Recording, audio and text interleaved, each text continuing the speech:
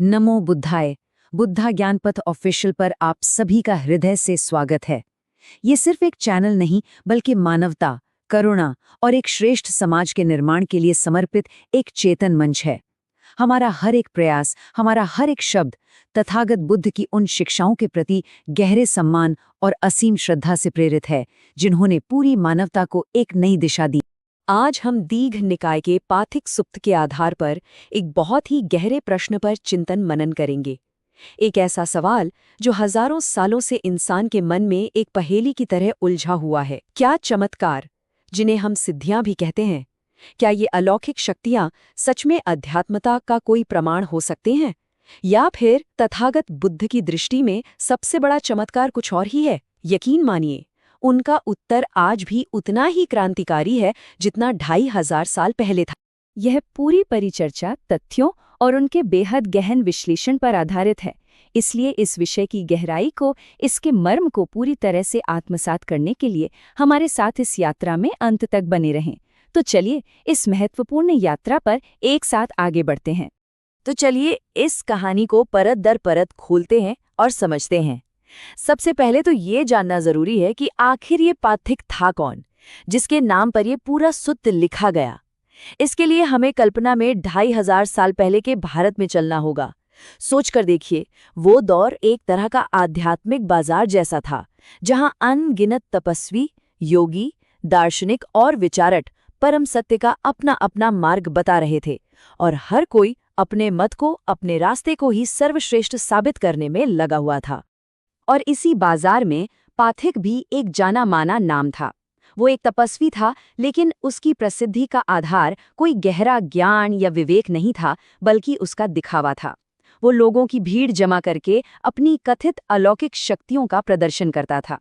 उसका अहंकार इतना ज्यादा बढ़ गया था कि उसने खुलेआम ये ऐलान कर दिया कि ज्ञान और शक्ति के मामले में गौतम बुद्ध उसके सामने कुछ भी नहीं है, कहीं नहीं टिकते।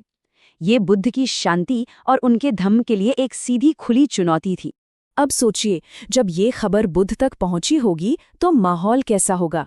हर किसी को उनकी प्रतिक्रिया का इंतजार था। क्या बुद्ध इस चुनौती को स्वीकार करेंगे? क्या कोई आध्यात्मिक मुकाबला होगा? एक तनाव तो निश्चित रूप से रहा होगा। हर कोई ये देखना चाहता था कि सत्य का ये सूर्य अहंकार के इस काले बादल को कैसे भेदता है। लेकिन बुद्ध ने ऐसा कुछ नहीं किया, और बुद्ध की जो प्रतिक्रिया थी वही इस पूरे सूत्र का, इस पूरी शिक्षा का सार है। उनकी प्रतिक्रिया में न तो गुस्सा था, न ही कोई बेचैनी, न कोई चिंता।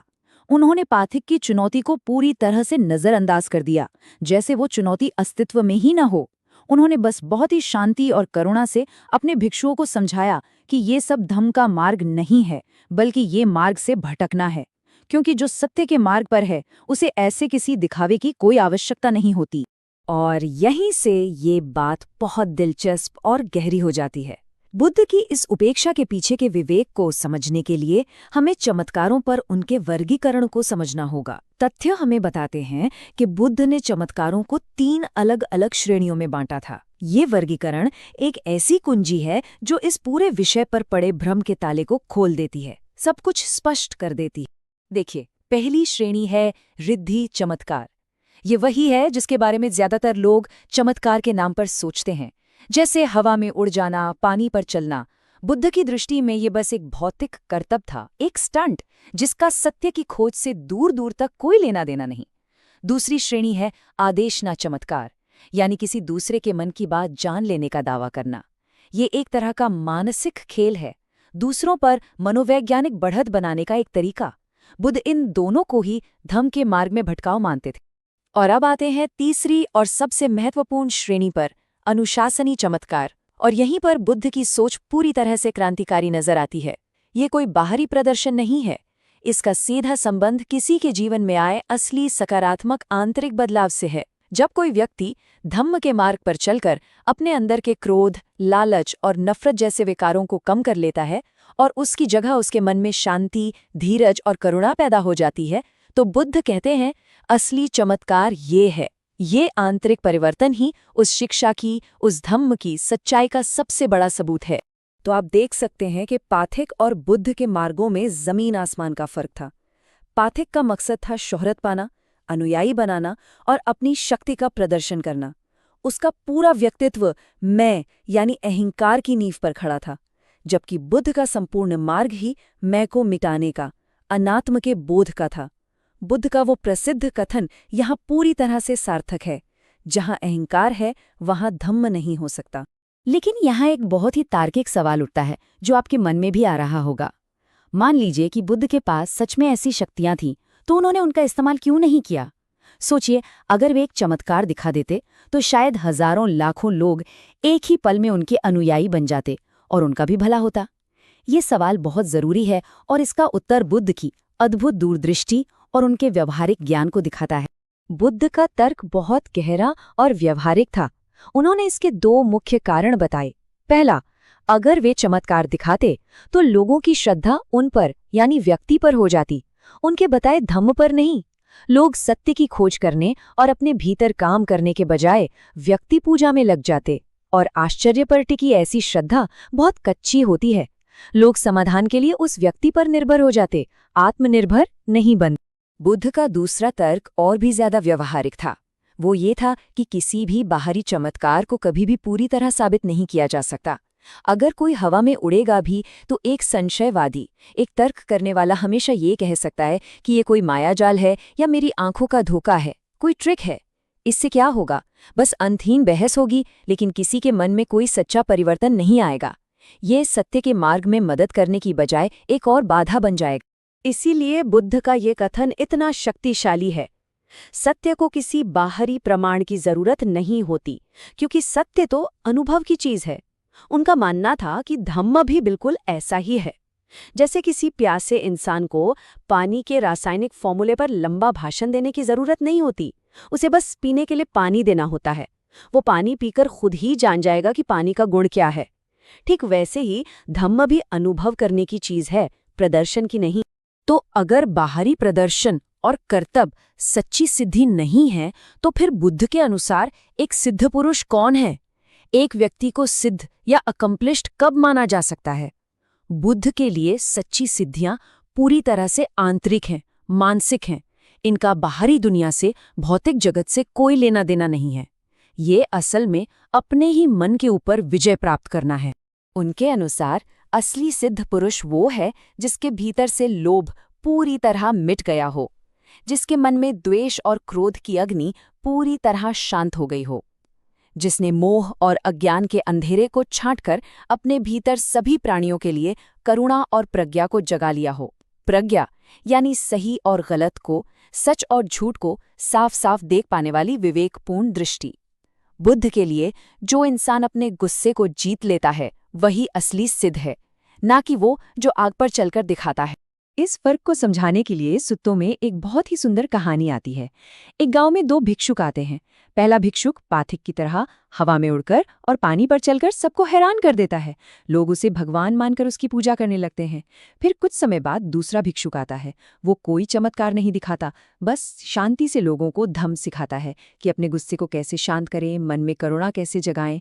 धीरे धीरे उस गांव का पूरा माहौल ही बदल जाता है। लड़ाई झगड़े बंद हो जाते हैं, वहां सच्ची शांति स्थापित हो जाती है। तो अब सवाल ये है कि असली बदलाव कौन लाया? वो दूसरा भिक्षुक, क्योंकि उसने लोगों की जिंदगी में एक पल का आश्चर्य नहीं बल्कि स्थायी शांति और सुख पैदा किया। ये कहानी भले ही 2500 साल पुरानी लगती हो, लेकिन इसकी शिक्षा आज पहले से कहीं ज्यादा प्रासंगिक है। आज का दौर भी तो प्रदर्शन का, दिखावे का ही दौर है। आज भी हम चमत्कारी गुरुओं, तांत्रिक शक्तियों और तरह तरह के आडंबरों के नाम पर लोगों को भटकते हुए देखते हैं। लोग आज भी अपनी समस्याओं का समाधान करने के लिए बाहर किसी चमत्कार, किसी बचाने वाले की तलाश में रहते हैं। और ये तलाश एक तरह की मानसिक निर्भरता पैदा करती है, जहां कोई अपनी शक्ति, अपनी जिम्मेदारी किसी और के हाथ में सौंप देता है। बुद्ध का संदेश ठीक इसके विपरीत है।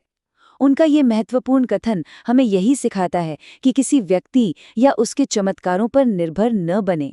जो आपको अपने ऊपर निर्भर बनाए वो सच्चा मार्गदर्शक नहीं हो सकता। सच्चा धम्म तो वो है जो आपको भीतर से स्वतंत्र बनाए, आत्मनिर्भर बनाए। और यही बौद्ध दर्शन का मूल सिद्धांत है, एहि पस्सिको, जिसका अर्थ है आओ और स्वयं देखो। किसी भी बात पर सिर्फ इसलिए विश्वास मत करो क्योंकि वो किसी पवित्र किताब में लिखी है या आपके पूर्वज मानते आए हैं या कोई बहुत बड़ा व्यक्ति कह रहा है। नहीं, पहले उसे अपनी तर्क की कसौटी पर कसो, उसे अपने जीवन में उतारकर अनुभव करो, और जब अपने अनुभव से ये लगे कि ये बात आपके और दूसरों के कल्याण के लिए है, केवल तभी उसे स्वीकार करो। तो आज की इस पूरी चर्चा के बाद एक सवाल हम सबके सोचने के लिए रह जाता है। आज की इस डिजिटल दुनिया में, जहां सोशल मीडिया पर फॉलोअर्स और लाइक्स को ही एक तरह की सिद्धि या सफलता माना जाता है, हम इस बाहरी दिखावे और असली आंतरिक विकास के बीच फर्क करना कैसे सीख सकते हैं? इस पर विचार जरूर कीजिएगा।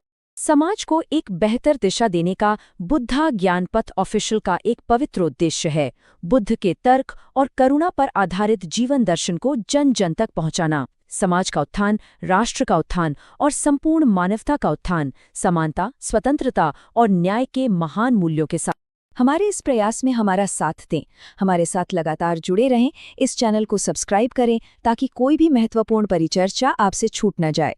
इस विषय पर आपके क्या विचार हैं, नीचे कमेंट में लिखकर हमारे साथ जरूर साझा करें, और हमें ये भी बताएं कि आप यह परिचर्चा कहाँ से देख रहे हैं, ताकि हम सब मिलकर एक जागरूक और मजबूत समुदाय बना सकें। अगली परिचर्चा में आपसे फिर भेंट होगी। तब तक अपना और अपनों का ध्यान रखें।